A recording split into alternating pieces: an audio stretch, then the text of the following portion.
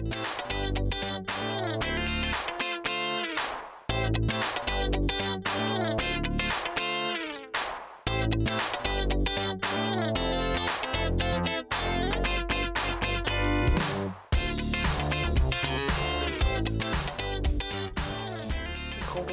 à tous, soyez les bienvenus sur le plateau de C'est le Sud. Ravi de vous y retrouver en cette fin de semaine. Voilà, on est à quelques pas du week-end, mais avant cela, on va vous parler d'un sujet très intéressant puisqu'à l'heure de l'écriture intuitive proposée par nos smartphones par exemple, nous sommes nombreux à perdre les usages de la langue de Molière et afin de remédier à ce problème, notamment auprès des plus jeunes, une start-up propose de réapprendre à écrire grâce à une plateforme numérique qui s'appelle Epistola et nous avons avec nous aujourd'hui la fondatrice, la cofondatrice Maëlys Charbonnier. Bonjour et bienvenue. Bonjour, merci de m'accueillir. Ravi de vous accueillir sur ce plateau. Vous allez tout nous expliquer dans quelques petites secondes. Avant cela, je vais vous présenter mes deux compères du vendredi, à commencer par celui qui est en plateau, Sébastien Melin. Bonjour. Bonjour Alexandra. Sophrologue et non pas yogatologue. Sophrologue. Parce qu'un jour, je vous ai inventé prof de yoga. Un métier, mais non, vous êtes toujours sophrologue. Oui. Et puis, vous allez nous expliquer comment regagner la confiance en soi. C'est important. On va cultiver la confiance en soi aujourd'hui. Cultiver ou regagner, parce que c'est vrai qu'on peut la perdre aussi au cours de sa vie, finalement. Il y a des hauts et des bas aussi. Oui, selon les événements qu'on rencontre. Oui. Bon, c'est important, très important, et peut-être même pour l'apprentissage de l'écriture. Tiens, on verra le lien avec tout ça. Le lien. Et puis, elle est dans sa cuisine, notre Carole préférée. Comment allez-vous, Carole? Coucou les amis, bonjour à tous. Je vais très bien, je suis au chaud, j'ai mis une veste en laine ce matin. Vous avez bien fait. Moi, c'est froid, Alex. Donc je vais me réchauffer en vous cuisinant un samedi d'artichaut aujourd'hui. Ça va être encore délicieux une fois de plus. Vous avez bien raison de vous réchauffer parce qu'effectivement, il fait assez frais aujourd'hui. Bon, on cuisine avec Carole dans quelques petites secondes et son ragoût d'artichaut. Mais on va démarrer avec notre invité, comme promis. Donc Maëlys, vous êtes graphothérapeute et graphologue. Alors, est-ce que c'est en constatant finalement les lacunes de vos patients que vous avez eu envie de mettre en place cette plateforme numérique? Elle est partie d'où cette idée? Elle est partie d'un constat, déjà, vous le rappelez, du nombre croissant d'élèves en difficulté dans les apprentissages de base, comme la lecture, l'écriture et le calcul. Et le constat aussi qu'on est dans un pays où il y a 21 départements en France où il n'y a absolument pas de graphothérapeute. Oui. Nous sommes que 356 à peu près, enfin au dernier chiffre. Et je me suis dit, mais comment amener la rééducation de l'écriture au cœur des foyers, voilà. Et je me suis rapprochée de Stone Power, qui est une agence digitale, donc qui a toute la partie technique, toutes les connaissances de communication digitale, pour créer cette plateforme, pour permettre de populariser, entre guillemets, la graphothérapie. Est-ce que les Français sont mauvais élèves en matière justement d'écriture? On est mauvais élèves d'après l'OCDE. Ouais.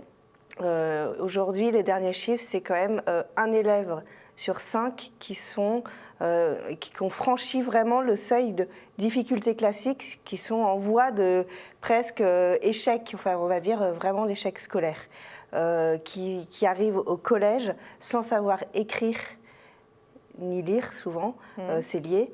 Et oui, on peut dire que la France est mauvais élève. Après, ça ne veut pas dire que l'éducation nationale ne fait pas son travail. C'est ce que j'allais vous demander. Est-ce que le problème vient de là? Alors d'où vient-il, selon vous, le problème?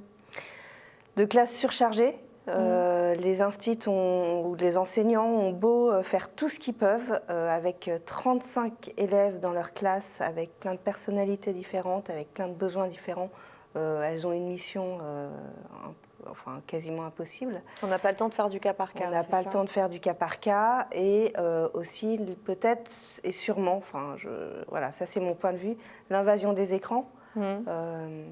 Les élèves écrivent de moins en moins. Oui, j'évoquais tout à l'heure l'écriture intuitive ou alors l'écriture abrégée que les jeunes, beaucoup, utilisent notamment pour s'envoyer des SMS. Là aussi, ça n'arrange rien. Ça n'arrange rien parce que tout simplement, tout ce qui est geste moteur, quand on écrit sur un écran, quand on écrit, on tape sur un écran tactile, on ne fait pas appel aux mêmes connexions cérébrales.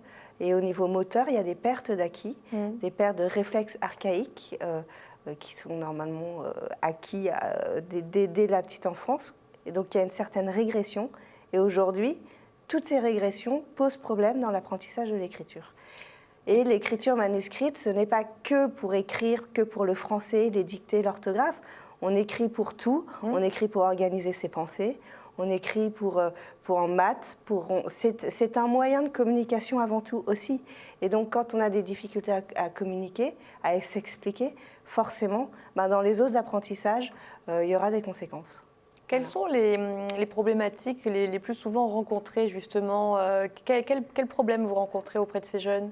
Alors, des problèmes, ce qu'on appelle la crampe de l'écrivain, c'est-à-dire que l'élève a mal quand il écrit et croit que c'est normal, en fait, d'avoir mal en écrivant. Or, ce n'est pas normal. L'écriture, c'est un moyen de détente, en fait. Il faut le voir comme ça, vraiment comme un exercice de détente. Et donc, douleur, mauvaise tenue du crayon, difficulté à écrire vite, et puis ils avancent dans leur scolarité, plus on leur demande d'écrire plus et plus rapidement. Et puis ils écrivent mal, les mots sont mal orthographiés aussi, et certainement. Les problèmes d'orthographe, propreté des cahiers, souvent globalement c'est vraiment les plus gros problèmes qu'on rencontre aujourd'hui, et il y en a de plus en plus. Voilà. Alors comment se présente justement votre plateforme pour pouvoir venir en aide à ces jeunes en difficulté ? Alors, il faut se connecter sur epistola.education et faire d'abord le test gratuit en ligne pour évaluer les difficultés de son enfant. On le fait avec lui, ça prend 10 minutes, 10-15 minutes, pas plus. Et ça permet de pouvoir accéder au parcours le mieux adapté aux difficultés de son enfant. Donc on propose 3 parcours, en fonction de ses résultats du test. Et ensuite, on achète le parcours choisi, en fait, conseillé. C'est 19,90 € par mois. En fonction de chaque parcours, ça va de 12 à 35 séances. Voilà, on vit au moins une fois par semaine, après on y a accès en illimité, mais au moins une fois par semaine, c'est le minimum, 30 minutes de rééducation d'écriture avec son enfant, quand on veut, chez soi, ou même en vacances, enfin où on veut, sur la plage, au parc Borély, pourquoi pas. En plein air, mais du moment qu'on a une connexion, voilà. Et le parent doit accompagner l'enfant dans cet apprentissage. Voilà, exactement. C'est important. C'est très important. Un de nos premiers objectifs aussi, c'est de recréer du lien entre le parent et l'enfant. On a tous des vies à 1000 à l'heure. Et quelquefois, on a peut-être besoin d'un petit coup de pouce pour s'obliger à s'asseoir avec son enfant, à prendre ce temps avec lui, et de manière constructive, tant qu'à faire. Et donc, du coup, on ne laisse pas l'enfant devant l'écran. On est vraiment à côté de lui. L'écran n'est qu'un support pour que moi, je puisse guider, en fait, le parent dans l'apprentissage de l'écriture de son enfant. Et bien justement, on va vous regarder en pratique, Maëlys, avec de jeunes enfants pour se rendre un peu mieux compte de ce en quoi consistent ces exercices. Quelle couleur ? Le bleu. Tu as 4 lettres dans cette famille de lettres. T'écris zut.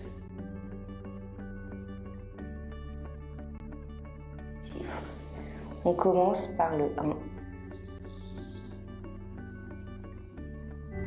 Cet exercice doit durer 5 minutes.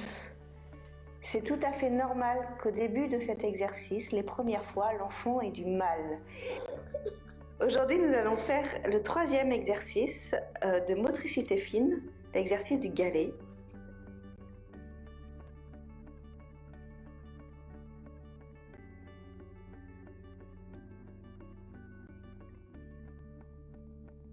Est en détente et on se concentre. Tout le bras doit bouger. Hop, boucle en haut. Les pieds bien à plat sur le sol. Il y a le signe de l'infini et il va faire le mouvement. Alors, on l'a vu, Maëlys, il n'y a pas forcément des exercices d'écriture, justement, mais des exercices également de concentration, de minutie, et qui permettent à l'enfant de mieux se concentrer pour mieux écrire, mieux appréhender l'écriture. Oui, exactement. En fait, l'écriture, c'est le geste fin. C'est le geste le plus fin qu'on demande à l'homme. Et pour que tout se passe bien, il y a plein de choses à mettre en place avant, dont la motricité globale, la motricité fine et aussi une bonne respiration, la concentration. Et donc tous ces exercices permettent de mettre en place tout ça avant d'arriver vraiment au geste le plus fin qui fait appel du coup à toute cette concentration, toute cette latéralisation aussi, tout cet équilibre. Voilà. Et donc c'est beaucoup d'exercices. En fait, il y a beaucoup d'exercices, j'appelle ça entre guillemets de kiné de l'écriture. D'accord. Voilà. Et la sophro, vous nous disiez Ouais, non, pendant du coup, il y a l'extrait, beaucoup le de liens, parce que signe. dans l'extrait, je voyais des exercices en fait, qu'on utilise Similaires. aussi en concentration pour l'enfant, pour l'aider en effet à canaliser son énergie par la respiration. Et du coup, moi j'avais une question aussi, Maëlys. Est-ce que si le parent est en difficulté lui-même en termes d'écriture, est-ce que c'est possible d'accompagner quand même l'enfant sur la plateforme? Comment ça se passe si le parent lui-même est en difficulté? Oui, c'est tout à fait possible. Déjà, moi, j'ai sélectionné les exercices de graphothérapie les plus simples possibles à mettre en place, vraiment pour que ça soit accessible par tous, quel que soit le niveau d'études. Voilà, il n'y a pas besoin de faire des études. Tout le monde peut comprendre, et puis tout est filmé. On a essayé de faire des vidéos les plus précises possibles, que les images, des gros plans, que les images soient vraiment les plus complètes, précises, pour que le parent n'ait plus qu'à regarder et essayer de faire pareil. Voilà, Donc ça peut servir aux parents aussi. Hein, Et s'il ça est en peut difficulté, servir aux parents, finalement. complètement. On parle beaucoup des enfants tout à l'heure, mais ça peut servir à un plus large public. Hein. Oui, sur la plateforme, il y a plein de fois où je dis aussi aux parents, où je m'adresse aux parents et je leur dis, mais profitez-en pour faire aussi cet exercice avec votre enfant pour vous. On en a tous besoin, je pense. En tout cas, si vous avez besoin d'informations complémentaires, Epistola, donc c'est le site de cette plateforme numérique. Merci beaucoup, Maëlys. Vous restez avec nous. Il n'y a qu'un petit pas à faire, on le disait, entre peut-être la graphologie et la sophrologie, puisque vous le disiez, Sébastien, à l'instant, des exercices similaires. Et aujourd'hui, vous continuez de nous parler de la confiance en soi. D'autant plus. Et c'est capital. C'est complètement lié. En fait, on va retrouver exactement le pendant de ce que vous décrivez, parce que, en effet, la confiance en soi, c'est finalement très fragile, qu'on soit d'ailleurs un enfant ou un adulte.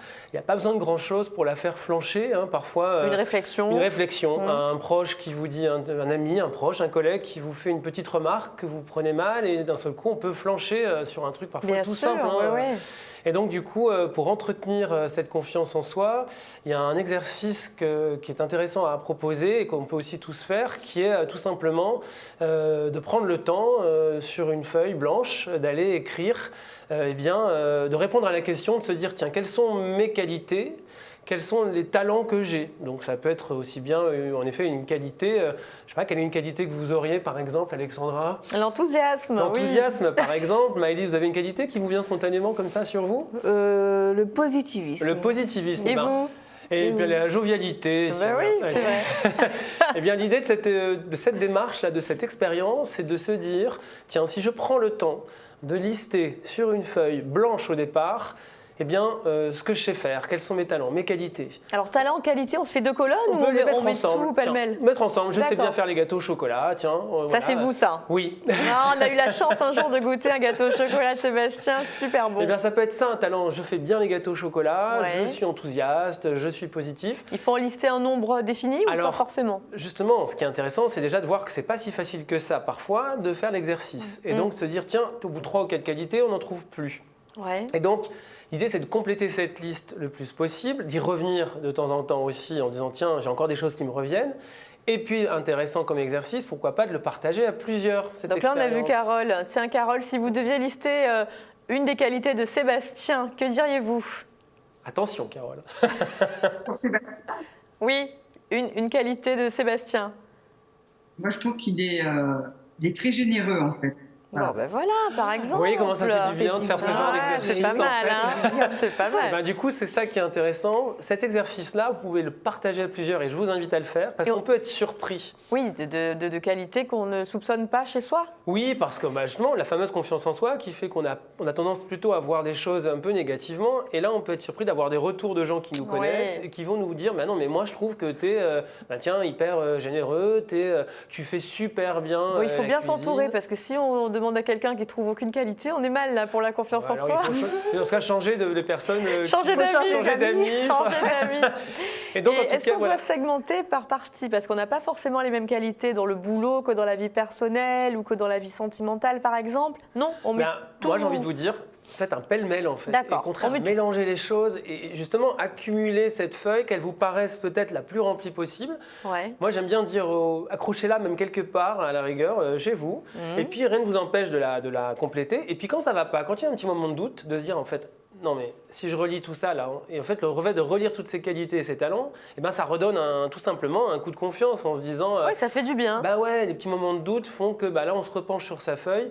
Et on se reprend une dose de confiance. Et c'est tout bête, mais c'est ce qu'on appelle de la psychologie positive. Oui, tout à fait. Et c'est ni plus ni moins que ça. Il y en a qui parlent, c'est très à la mode, les carnets de gratitude. C'est un peu pareil. C'est des carnets de gratitude, c'est de sauf que là, c'est le bilan positif de sa c'est de la journée. méthode Coué aussi. Ouais. Et c'est vraiment de la psychologie positive, comment se faire du bien Ouais. et se redonner confiance. Ça pourrait servir, ça, justement, ce type d'exercice, pour que les enfants acquièrent une meilleure confiance en eux et réapprennent davantage à écrire plus facilement? Ah mais oui, complètement. Ouais. Et puis l'écriture, c'est aussi, on livre un peu de soi-même. Ouais. Voilà. Et quand on perd confiance en soi ou quand on a un manque de confiance en soi, ça peut vraiment se retrouver dans l'écriture. Ouais. Et au contraire, quand l'enfant arrive à bien écrire, c'est une fierté et il reprend confiance en lui. L'écriture en elle-même peut être une vraie thérapie pour la confiance. Pour la confiance et le lien aussi pour les enfants par rapport à ce que vous dites, ce qui est intéressant, pour croiser le dessin et l'écriture avec les enfants, ce qui est intéressant de faire. Alors je vous ai montré, regardez, je peux vous montrer comme ça, mais de dessiner en fait, de dire à l'enfant de dessiner un arbre. Donc il le dessine comme il veut cet arbre. L'image de l'arbre, c'est quoi? C'est la force de lui dire à l'enfant, un arbre c'est fort, c'est costaud, ça résiste à tout. Et dans cet arbre, dites à l'enfant, et là on va croiser le dessin et l'écriture, une fois qu'il a dessiné l'arbre, dans les branches, il va venir accrocher, il peut faire des ronds par exemple, vous pouvez l'accompagner l'enfant, et l'aider à venir écrire dans les branches, comme ça, dans les petits ronds, et bien ses qualités, ce qu'il sait faire, et de remplir son arbre. Là vous voyez, il y a une quinzaine de cases, au départ il va peut-être en remplir 2, 3, en disant, ah mince, bah non j'ai que ça, mais tu sais faire ça aussi, ah mais oui je sais faire ça, bah tiens écris-le. Et donc il va remplir son arbre petit à petit, et on appelle ça l'arbre des talents, voilà, et du coup pour l'enfant, là, c'est pareil, c'est génial. Il accroche ça dans sa chambre et quand ça va pas, il relit son truc. C'est positif. Ou au pire, il manque encore des branches à compléter, il le fait. Enfin voilà. Ouais. Qu'est-ce qu'on pourrait dire de Carole? Tiens, qu'elle est très bonne cuisinière déjà. Carole, elle est bonne cuisinière, elle est souriante tout le temps. C'est vrai. C'est vraiment une grande force de Carole. Ouais. Voilà, regardez, elle sourit. Eh ben oui, elle sourit. C'est vrai, elle est positive, elle est à l'écoute. Elle est à l'écoute, oui, c'est vrai. Elle est minutieuse. Elle est gentille et je trouve que c'est une qualité d'être gentille parce que souvent, c'est plutôt une qualité. Il y a des personnes qui trouvent que c'est un. Oui, que c'est connoté. Oui, d'une manière négative, mais non, force. elle est profondément gentille, Carole, généreuse aussi, elle l'a dit pour vous, mais c'est vrai. Ah oui. Ah là là, vous voyez comme ça fait du bien cet exercice, en plus, pour ça, partagez-le. Mais oui, ça fait du bien. Voilà, c'est des trucs super. Bon, on essaiera de le faire, tiens, chacun de notre côté. Sébastien, on vous retrouve toujours dans les parcs marseillais. Maëlys évoquait, il rôde dans les parcs marseillais. Je ne sais pas si on voit bien quand j'arrive quand même, parce que du coup, au parc Borély, le samedi, le dimanche. Pour donner des cours de sophrologie. Des cours de sophrologie en plein air, ça c'est une activité qui est originale. Oui, c'est super. Parfois on ne pense pas qu'on peut faire ça dehors. Ouais. Et donc si le soleil est là, alors demain le temps est peut-être compromis, dimanche ils annoncent une belle journée. Rendez-vous 10h50 devant l'entrée principale du parc. Et après on se prend le spot qui plaît au groupe là, et on fait notre séance d'1 heure au soleil. Génial. Très bien. Voilà. Donc parc Borély pour ce week-end. Parc Borély, ouais. Donc 10h50. 10h50 pour un démarrage à 11h. Rendez-vous est pris. Rendez-vous est pris et oui. Très bien, on vous suivra, comme ceux qui nous suivent de partout en France, via les box, puisqu'il y a plein de gens qui nous suivent, on les en remercie. Et tout particulièrement Jean-Marie et Yvette qui sont dans le nord, et oui, et qui nous suivent également. Nous qui sommes très loin dans le sud, mais on les embrasse, on leur envoie un peu de soleil, même si aujourd'hui c'est pas gagné. Mais voilà, merci de votre fidélité. Allez, on file du côté d'Aix-en-Provence où Carole nous attend dans sa cuisine. Carole avec une belle recette encore aujourd'hui, un ragoût d'artichaut. Miam, on en salive déjà. Mais oui, vous vous souvenez, la semaine dernière, je vous avais montré les asperges dans un vase comme des fleurs dans l'eau pour les conserver. Ouais. Et bien aujourd'hui, on fait la même chose avec ce bouquet d'artichauts violets. Ils se conservent pas longtemps, les artichauts. Donc si vous les mettez dans l'eau, et bien ça fait au moins une petite semaine. D'accord. Voilà. Oh, très bien. Alors, Donc, à part une fois qu'on a ces artichauts donc on les trouve facilement en Provence sur nos marchés actuellement, on va aussi acheter des cébettes ou des oignons nouveaux parfumés sur ragoût, des pommes de terre. Donc, on n'a pas encore tout à fait les pommes de terre nouvelles, mais elles vont arriver là. Si vous avez des pommes de terre nouvelles, et de l'ail. Donc voilà, avec ces 4 ingrédients, donc artichaut, pommes de terre, cébettes, oignons nouveaux et ail, avec ça, on va faire un beau ragoût qu'on va assaisonner. Donc pareil avec du vin, de l'huile d'olive, on pourrait juste mettre sel et poivre. Moi, en ce moment, j'aime bien mélanger 3 épices. C'est le piment, le paprika et le cumin. Mélanger ces 3, et c'est pas mal. Et puis, un bouquet garni si vous avez. Et si vous voulez faire de ce plat un plat complet, vous pouvez rajouter au dernier moment quelques saucisses, mais ce n'est pas obligatoire. Voilà. Donc là, on a tous les ingrédients. D'accord, parfait. Donc pas compliqué au niveau des ingrédients. On peut faire sa liste et ses courses facilement chez notre bon primeur, bien évidemment, du coin. Et donc maintenant, on passe en cuisine avec la recette en images, Carole. Je vais vous prouver que c'est très simple comme toujours. D'abord, on va commencer par préparer les artichauts. Alors, vous allez me dire, c'est un peu compliqué, vous allez voir que non. Si vous avez des tiges épaisses, comme ça, pensez à les peler, à récupérer le fond blanc là, qui est dans la tige de l'artichaut. Vous mettez tout ça tout de suite dans de l'eau citronnée, évidemment, pour éviter que ça noircisse. Alors ensuite, vous allez enlever la première feuille. Ensuite, vous allez contourner comme ça le cœur d'artichaut en enlevant la partie verte qui reste accrochée. Ensuite, couper à ras une feuille et puis tout simplement, votre cœur est prêt. Moi, je le coupe en 4 là, pour ma recette. Vérifiez quand même qu'à l'intérieur, il n'y ait pas un petit peu de barbe. Alors, généralement, dans les artichauts violets, il n'y en a pas beaucoup, mais voilà, s'il y en a, vous l'enlevez un petit peu. Et voilà, le gros de la recette est fait. Vous pouvez d'ailleurs le faire à l'avance et garder vos cœurs d'artichaut dans l'eau citronnée. Oui. Alors ensuite, on va maintenant préparer notre ragoût. Dans une sauteuse, vous allez faire chauffer de l'huile d'olive, donc avec les épices cumin, paprika, piment et sel. Et je vais mettre la gousse d'ail, la tête d'ail entière, j'ai oublié de vous dire, je mets une tête d'ail entière avec les cébettes là. Ensuite, je vais couper les artichauts de la même taille que les pommes de terre. Et vous voyez à peu près la même quantité de pommes de terre et d'artichauts. Donc il y a l'ail, l'oignon, pommes de terre, artichauts, j'ai rajouté un petit peu d'huile d'olive. Et là, le but, c'est de mélanger tout ça à feu vif pour que toutes les saveurs s'imprègnent des légumes. J'ai déjà faim. J'ai oublié aussi de vous dire que j'adore mettre un petit peu de concentré de tomate dilué avec de l'eau pour donner une jolie couleur au ragoût. Donc là, elle était dans la liste des ingrédients. Un petit peu de concentré de tomate. On mélange bien, mais ça brille. Ensuite, on va rajouter un petit peu d'eau. Et pourquoi pas, si vous aimez, vous pouvez mettre un petit peu de vin blanc, un petit bouquet garni. Et vous laissez cuire à couvert, à l'étouffer, 40 minutes ou un petit peu plus. En fait, le mieux, c'est de goûter les pommes de terre. Si les pommes de terre sont fondantes, c'est que tout est... Et puis là, si vous voulez, vous n'êtes pas obligé, rajoutez au dernier moment une bonne saucisse de votre choix, artisanale. Je sais, Alexandra, que vous aimez la perugina italienne, poivrée. Voilà. Ça ira. Vous pouvez mettre les saucisses de votre choix. Vous laissez cuire 15 minutes pour les saucisses. Et puis là, ça vous fait vraiment un plat complet. Et vraiment, vous avez ce goût très fin, très délicat de l'artichaut cuit avec les pommes de terre. Et voilà, c'est très léger et c'est très, très goûteux. Ça donne envie. Je ne sais pas ce qu'en pensent nos amis sur le plateau. Sébastien ? Alors moi, je ne suis pas un grand fan d'artichaut, mais présenté comme ça, j'ai toute confiance et ça me donne envie de goûter. Maëlys, est-ce que vous cuisinez, vous ? Oui, un petit peu, et j'aime beaucoup, beaucoup les artichauts. Je ne connaissais pas du tout cette façon de cuisiner. Ça donne envie. Ça donne envie, puis c'est simple, comme toujours. Carole nous propose des recettes simples à réaliser. Voilà, on ne se prend pas la tête, on suit la recette et puis c'est assez facile. Ça vous semble accessible, oui ? Ah oui, complètement. Bon. Ah oui, complètement. Bah, écoutez, merci. Merci Carole. Merci, moi aussi, Carole. je suis conquise par cette nouvelle recette et j'ai bien envie de l'essayer. Tiens. Oui, c'est ce week-end. Avec plaisir, ce week-end. Et puis on vous retrouve, vous, sur votre chaîne YouTube demain à 11h, comme chaque samedi, avec une nouvelle recette.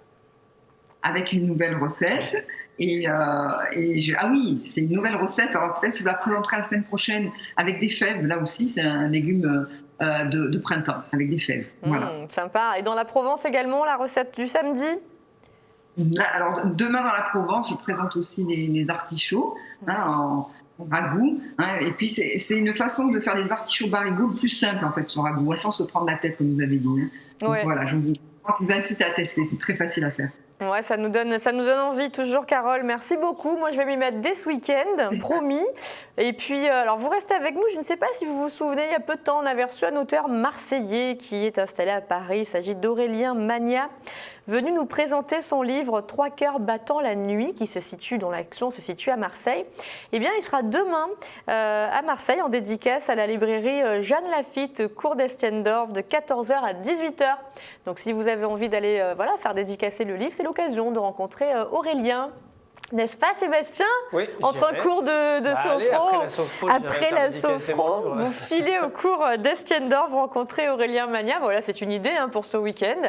Et puis, merci d'avoir été avec nous aujourd'hui, Maëlys, et bravo pour cette plateforme donc Epistola qu'on peut retrouver facilement avec donc le petit test au départ et les séances par la suite pour réapprendre à écrire. Sébastien, on vous retrouve dans 15 jours, 3 semaines. Dans quelques semaines. Allez, on attendra votre retour avec impatience. Merci à vous en tout cas de nous avoir suivis. C'était un plaisir comme toujours. On vous souhaite un excellent week-end. Soyez au rendez-vous dès lundi sur Provence Azur Télé pour un nouveau C'est le Sud. On vous embrasse. À bientôt.